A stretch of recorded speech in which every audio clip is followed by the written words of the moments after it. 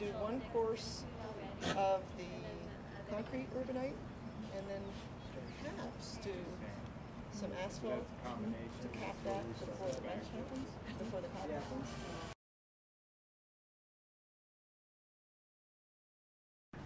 So the thing that we'll work with here is trying to find the same height pieces as much as possible. So it's probably best if we can start with those ones that have a consistent height to them, if that exists.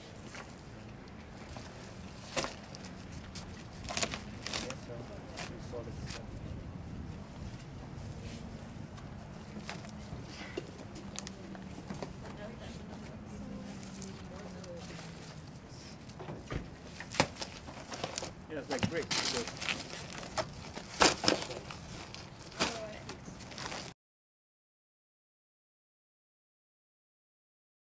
usually you'll do some sort of foundation.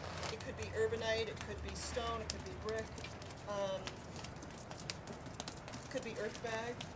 Yes, usually you want something else so that you're not bringing earth, you know, your soil material, your clay material all the way down to the ground. Because of that, it can happen.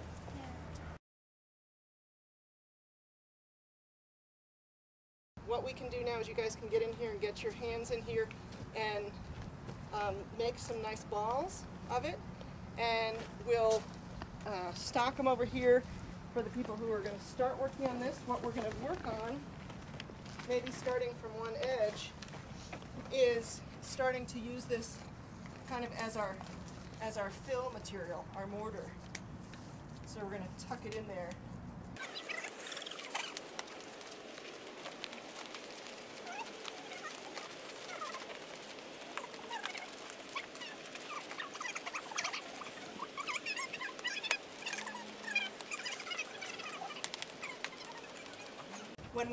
When we join materials, plastic sort of malleable materials like this, like layers of plaster together, what we're looking for is something called mechanical bond, or we'll call it tooth.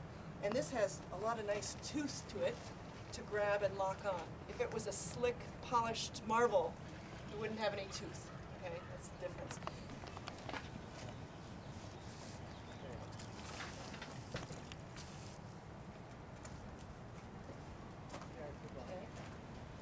And we don't necessarily, like I said, we don't necessarily have to put this in, but what it's giving us is fill so that we can, we're not making as much cob. It gives us some more structure and stuff in there. And then we can work it in.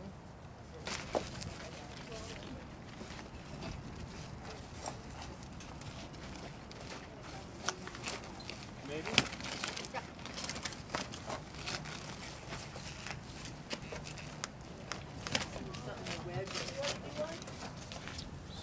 Sorry.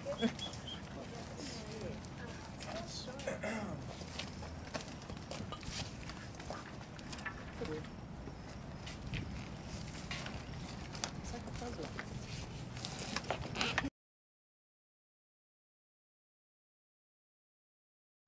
So a machete turns out to be a really good cob tool, because if I want to, if you're building a wall and you do get some slump after a bit, while it's still wet, you can come back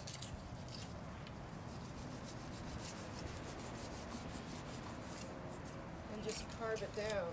This isn't giving you quite a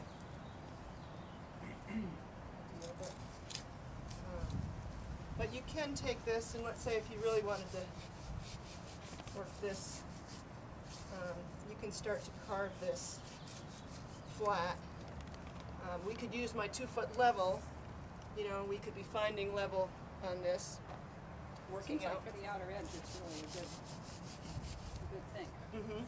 Working out the high spots and stuff, and then that's how you can get beautiful form on a finished cob structure, is to take this and really work your curves or work your flat walls.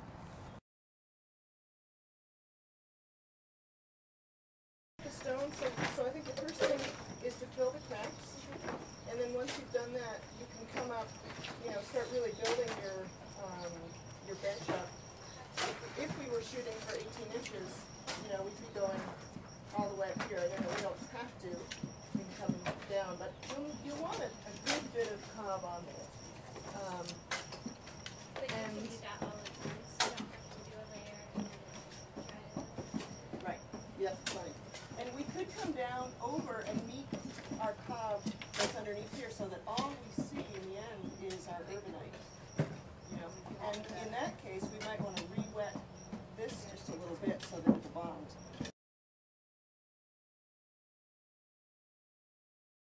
So if you want to keep going, then you need to put some mechanical bond in there. Okay? With a straw. Well, your thumb. Even now? Okay. Okay. Even now, and then you'll still knit it in. You can find some sort of small stick or something and knit it in some more, but you really want to work it in. Okay?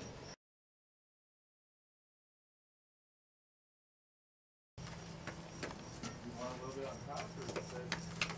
I think we can start Yeah, building. level out, yeah.